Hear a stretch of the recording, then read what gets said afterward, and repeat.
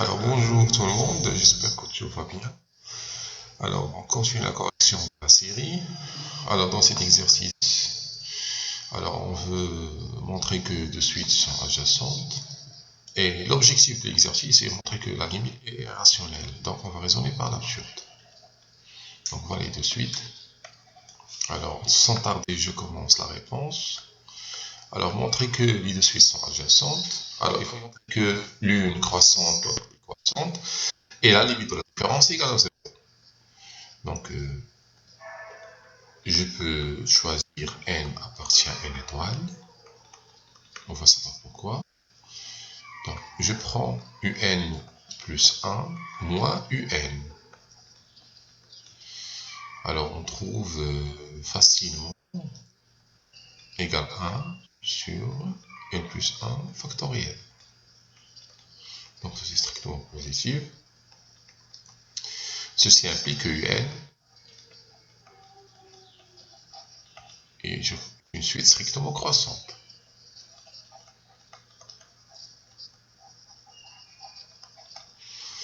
Alors, pour Vn, donc Vn plus 1 moins Vn égale un plus 1 sur n plus 1 factoriel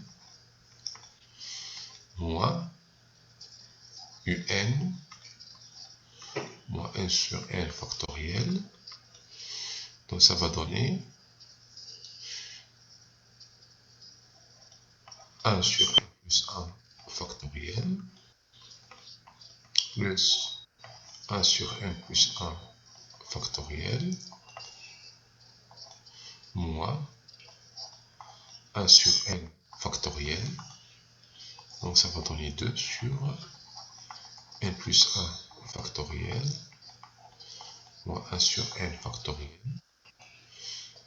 Alors on va unifier par n plus 1 factoriel. Je dois multiplier par n plus 1, donc ça donne 2 moins 1 moins n. Donc on trouve 1 moins n. Donc, puisque on a choisi n appartient à n étoile, donc n est supérieur ou égal à 1, donc la différence 1 moins n est inférieure ou égale à 0. Donc on va dire que la suite Vn est décroissante. Alors pour la limite de la différence, c'est facile de calculer la limite. Donc c'est Vn moins un. C'est la limite lorsque n tend vers plus l'infini.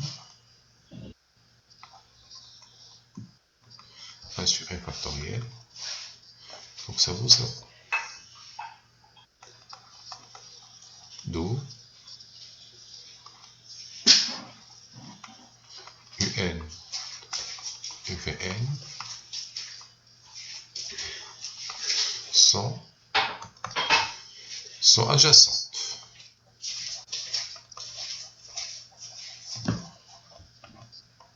Très bien.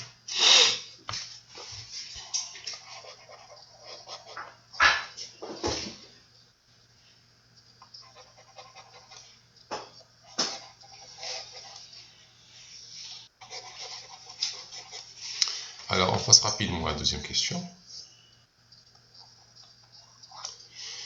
Alors là, il nous demande de montrer que les deux suites convergent vers la même limite. Donc c'est facile, c'est une conséquence de m des suites adjacentes. Donc on a un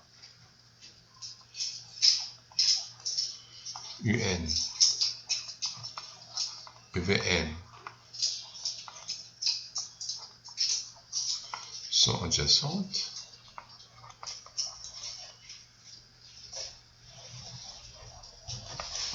Donc, un et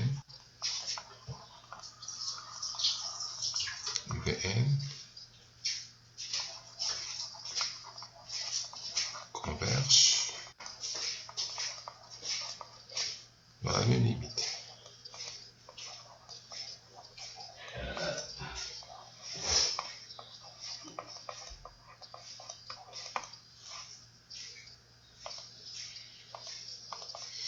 Alors voilà, il converge vers la limite. Et je note cette limite L.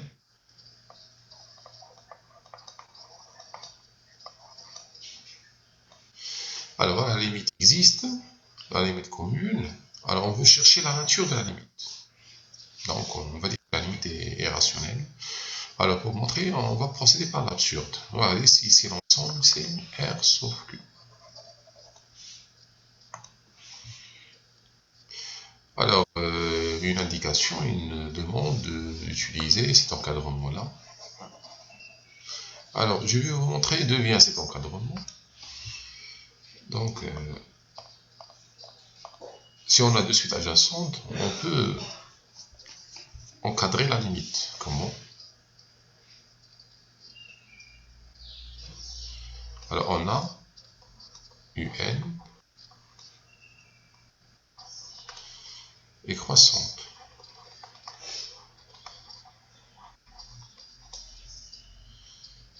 Et UN tend vers L.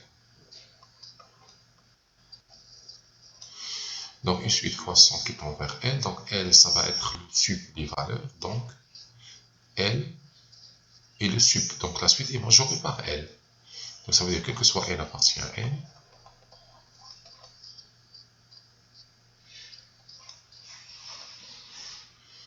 UN est inférieur à L. Et Vn est décroissante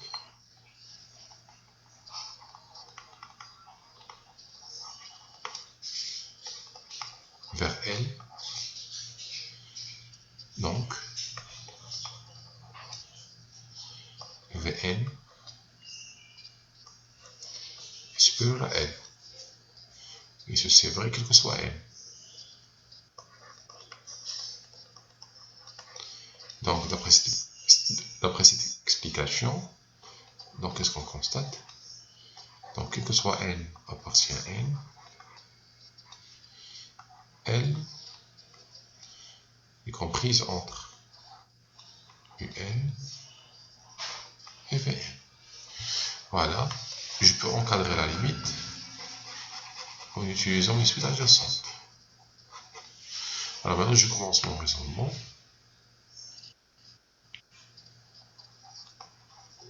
On suppose que L appartient à R sauf Q, V de Q. Donc, il existe PQ appartient à N étoile au carré, tel que S écrit la forme et sur Q. L'écriture rationnelle de la limite. Pardon, on suppose que N n'appartient pas. C'est-à-dire, L appartient à Q. Donc, il s'écrit sous cette forme. L égale P sur Q. Avec P et Q, j'ai choisi appartient à N étoile. Alors maintenant, on a L, je peux encadrer L entre deux termes quelconques de UN et Vn. Donc, je choisis L entre PQ et VQ. Et maintenant, comme il est indiqué, je vais multiplier par Q factoriel.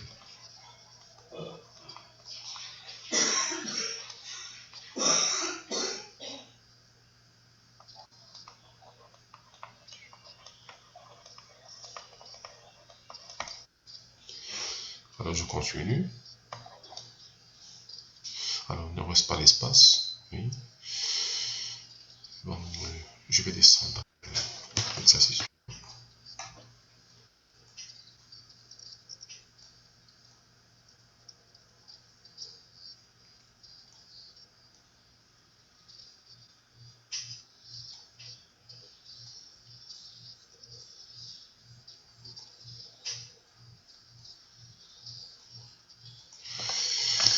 Très bien. Alors, je continue formellement avec les implications. Alors, EQ fois Q factoriel. L, je remplace par P sur Q, fois Q factoriel. Et VP, je remplace VQ, c'est du Q plus 1 sur Q factoriel,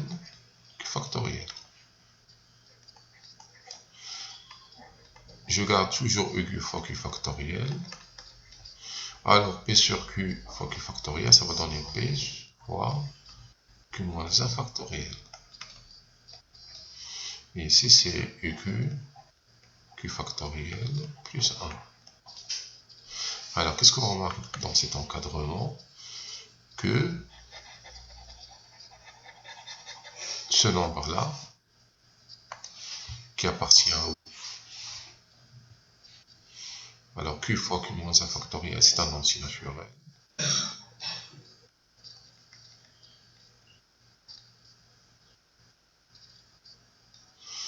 Alors, EQ fois Q factoriel aussi, c'est un entier naturel.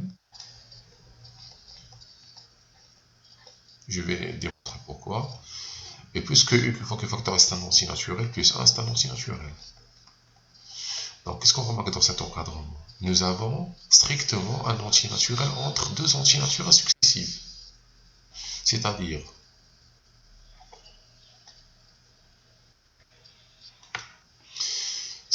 n inter l'intervalle égale le vide. Ou entre nous, donc il y a un entier entre deux entiers successifs, strictement.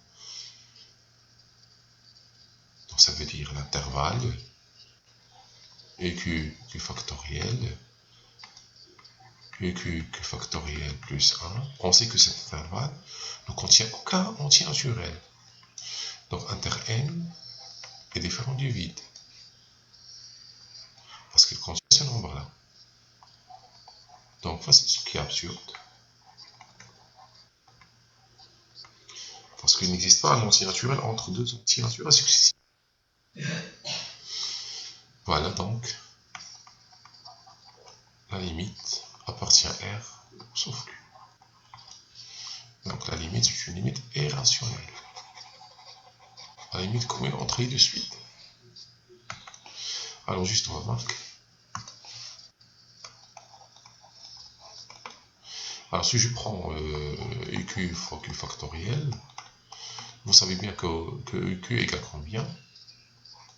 Égale 1 plus 1 sur 1 factoriel jusqu'à 1 sur Q factoriel. Bon, si on... c'est Q factoriel plus Q factoriel sur 1 factoriel plus jusqu'à Q factoriel sur Q factoriel. Donc c'est Q factoriel plus Q factoriel et ainsi de suite, Q factoriel sur 2 factoriel jusqu'à Q factoriel sur Q factoriel égale 1. Alors qu'est-ce qu'on remarque? Ici, tous les termes sont des entiers naturels. Même si Q facteur sur 2 factoriel est un entier naturel, parce que 2 facteurs figurent dans les facteurs de Q factoriel. Même si Q facteur sur 3 appartient à N. Même si Q facteur sur Q moins 1 facteur appartient à N. Donc ce nombre-là appartient à N. Donc c'est un entier naturel.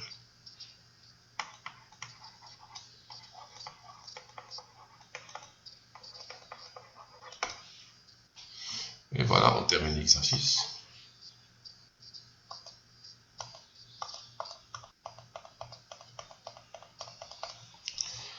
Alors l'exercice suivant, il nous donne une suite explicite dont les valeurs, ce sont des nombres complexes. Alors là, un petit rappel. Pour les suites complexes, alors soit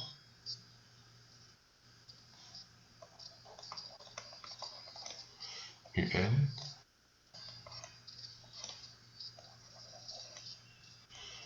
une suite donc appartient C à la puissance n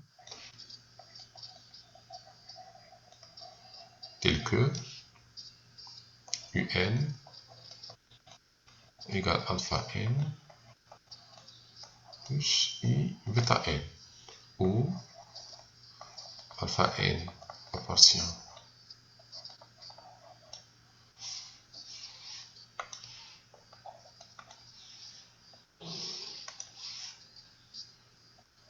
R à la puissance n, ensuite réel,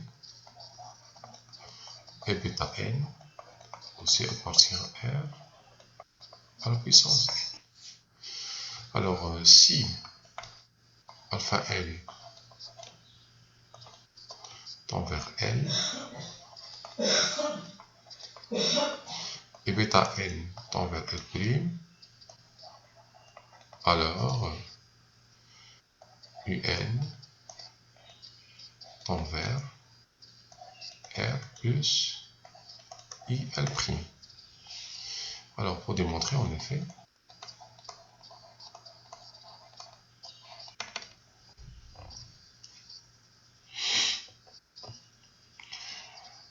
je vais faire la différence. Donc, je vais utiliser le module.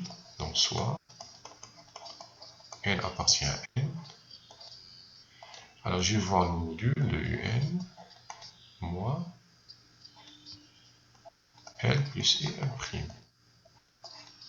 Donc, je remplace. Ça va donner alpha N moins L plus I bêta N moins L'.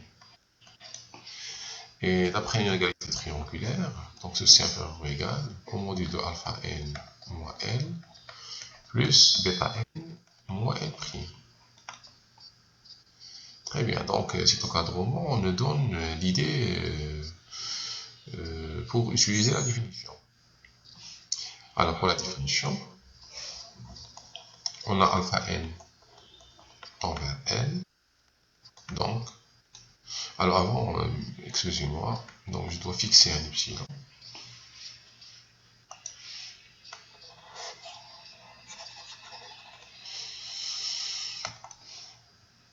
Alors soit epsilon positif. Alors on a alpha n tend vers L, donc il va exister un 0 appartient à n, quel que soit n supérieur à n0, à partir d'un certain rang, la valeur absolue alpha n moins L, je peux choisir qu'il soit un signe qui contrôle ceci, donc inférieur à epsilon sur 2. Alors vous allez voir pourquoi j'ai choisi epsilon sur 2. Je connais déjà la limite, donc je peux faire epsilon sur 2, epsilon sur 3, et même si epsilon, il n'y a pas de problème.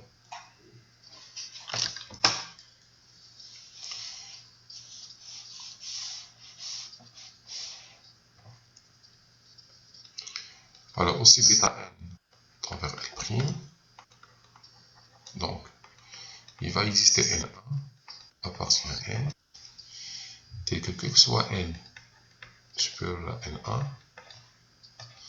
bêta N moins L' inférieur à epsilon sur 2. Alors voilà, il faut chercher le rang pour que la limite de UN, que le module de UN moins L plus IL' inférieur à epsilon. Alors on pose grand N égale le max de N0, N1. Donc quel que soit N supérieur ou égal à grand N, on a N, puisque c'est le max, donc puisque n dépasse petit n dépasse grand N, donc il va dépasser en même temps N0 et N1. Donc les deux inégalités sont satisfaites. Donc je peux prendre au cadre, je peux prendre directement UN moins L plus IL' en module. Déjà on établit via l'inégalité triangulaire qui est égale à alpha n moins L plus bêta n moins L'. Et cette différence est inférieure à 1. Donc déjà, alpha n moins L, on va le reçu inférieur à L, epsilon sur 2. Et bêta n moins L' inférieur, on va le reçu inférieur à epsilon sur 2. Donc,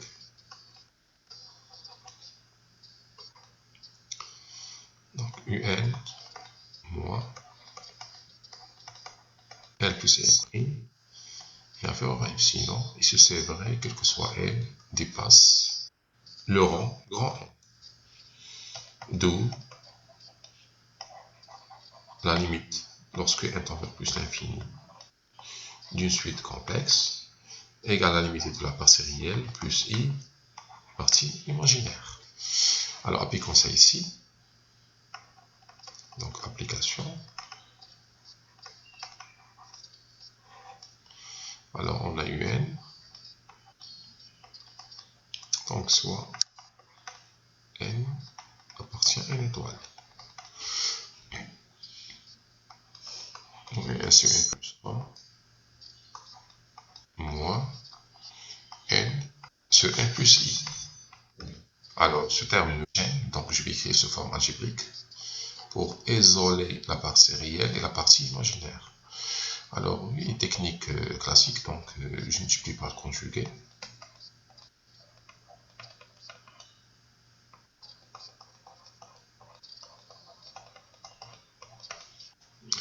Donc, c'est n plus 1 sur n moins.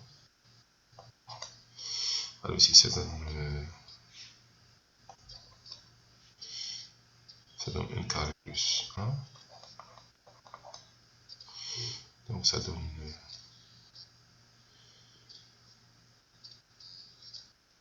si je pense, c'est n moins i. Donc, ça va donner n fois n plus 1 moins n plus 1 fois. Donc, j'isole la partie réelle, n plus 1 sur n, moins n carré plus n sur n carré plus 1 plus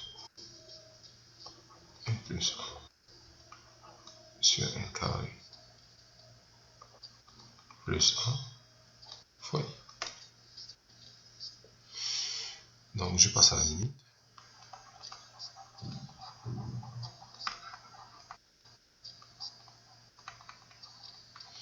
Donc, la limite de la partie réelle. Donc, ici, ça vaut combien? Donc, ceci tend vers 1. Ceci tend vers 1. La partie imaginaire tend vers 0. Donc, je trouve la limite facilement dans ça.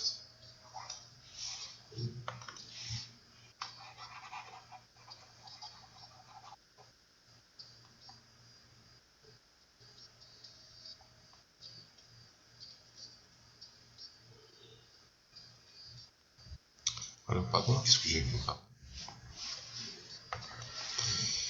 Ah, mon sommeil.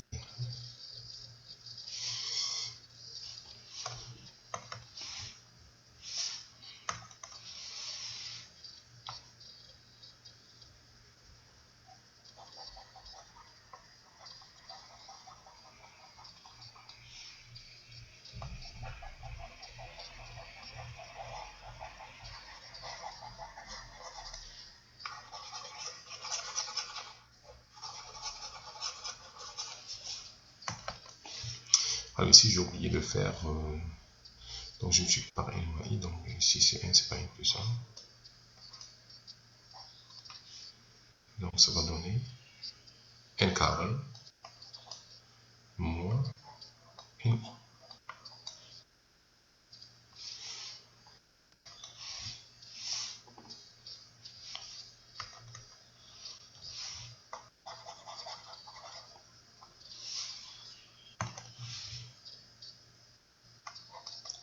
Et je suis le calcul. Donc je trouve ici moins n carré sur n carré plus 1 plus n sur n carré plus 1. Donc ceci tend vers 1. Et voilà, ne change pas de limite. Donc toujours la limite est égale à 0.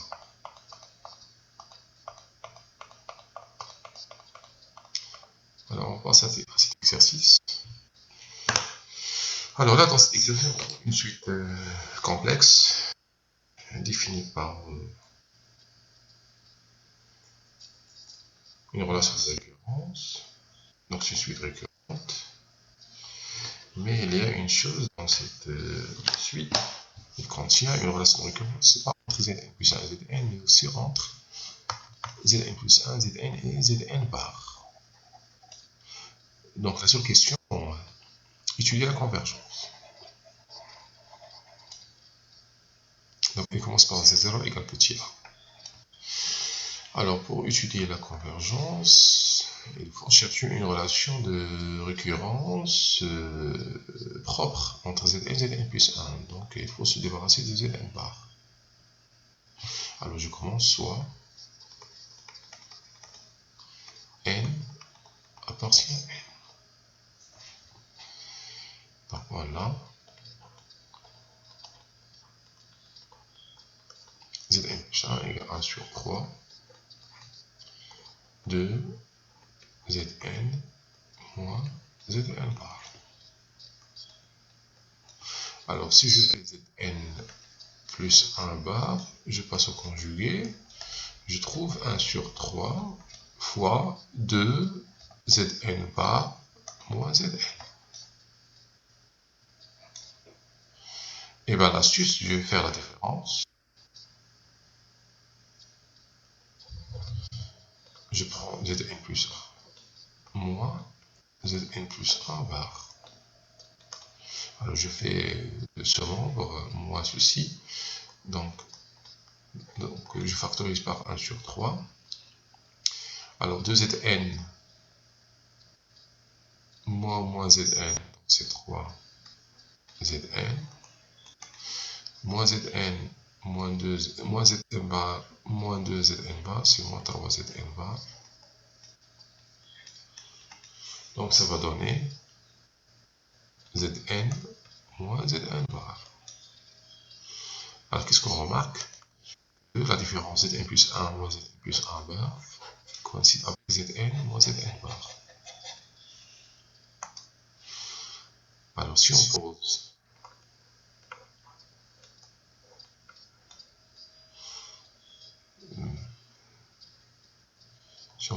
un égale Zn plus 1, pardon, Zn moins Zn bar, on trouve que un plus 1 égale à un. Donc, un est une suite constante. Donc, puisqu'il est constante, donc tous les termes coïncident, et il vaut combien? Il vaut U0. Donc, quel que soit n appartient à n, un égale U0. C'est-à-dire Wn moins, pardon, qu'est-ce que j'ai fait?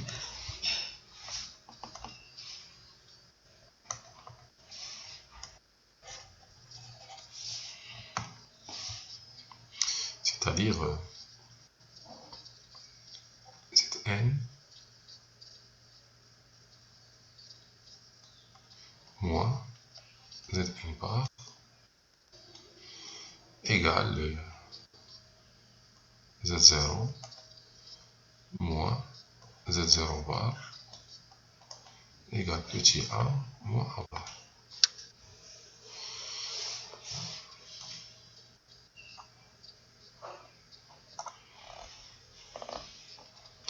Voilà, on trouve une autre relation de récurrence entre Zn et Zn bar. Donc,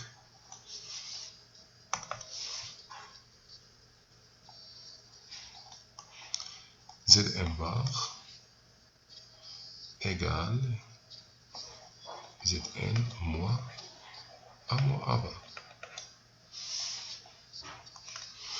Alors, je reprends la relation de récurrence.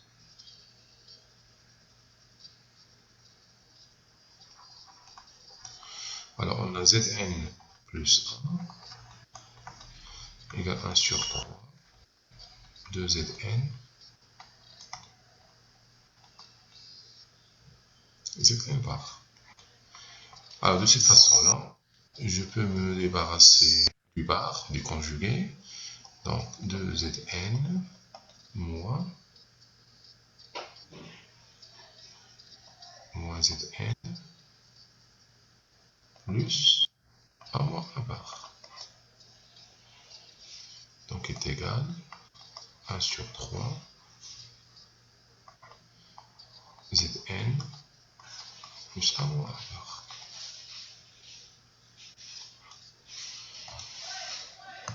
Donc,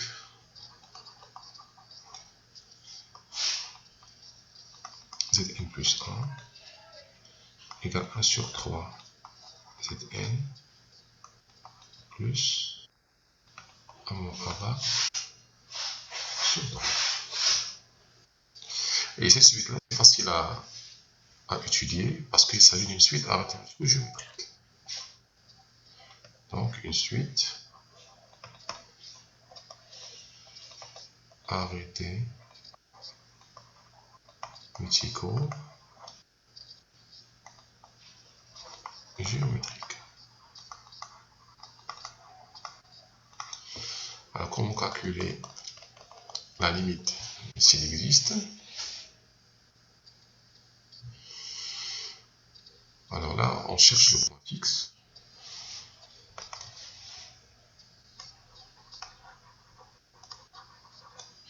On cherche la solution de l'équation x égale 1 sur 3 x plus a bar sur 3. On a, alors ça donne combien? 2 sur 3x égale a moins a bar sur 3. Donc, x égale a moins a bar sur 2. Alors là, il faut passer par une suite géométrique. On pose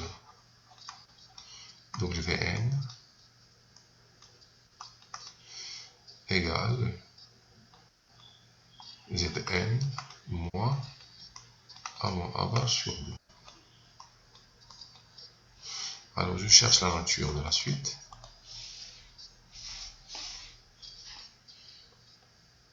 Alors Wn plus 1, c'est Zn plus 1 moins a bar sur 2.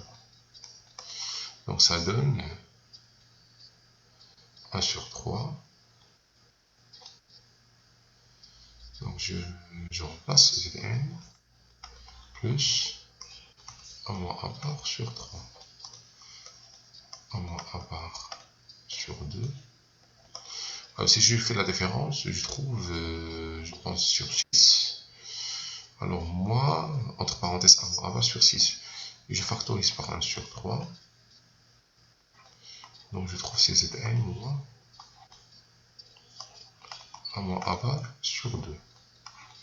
Et vous voyez clairement que c'est 1 sur 3 fois Wn. Donc,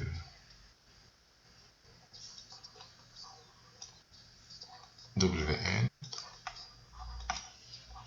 est une suite géométrique de raison Q égale 1 sur 3. Donc, je peux écrire le terme général. Donc, Wn égale combien? Égale W0 fois 1 sur 3 à la puissance n. Et W0, ça vaut combien? Donc, W0, c'est Z0, donc Z0 c'est quoi? C'est 1 moins 1 moins a bar sur 2.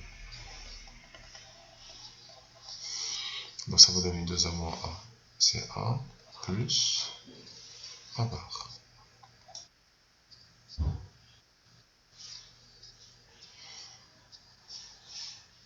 Donc c'est a plus a bar sur 2 fois 1 sur 3 puissance n. Alors, ce qui nous intéresse, que cette suite tend vers 0. Parce que 1 sur 3 est entre 0 et 1. Donc, chaque suite géométrique de raison entre 0 et 1, entre en général moins 1 strict, tend vers 0.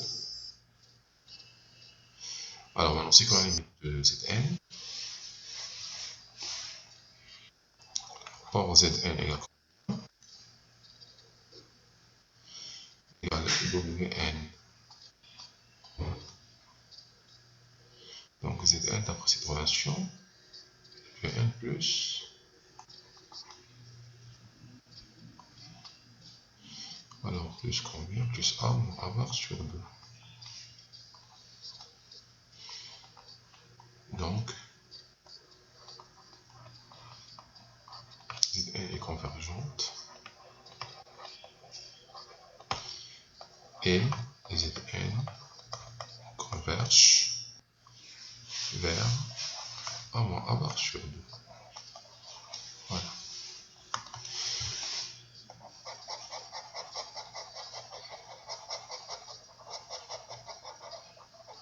Et voilà, ça suffit. Donc, on arrête ici. Et après, je vais continuer l'exercice 17. Je fais la correction de l'exercice 17. C'est intéressant.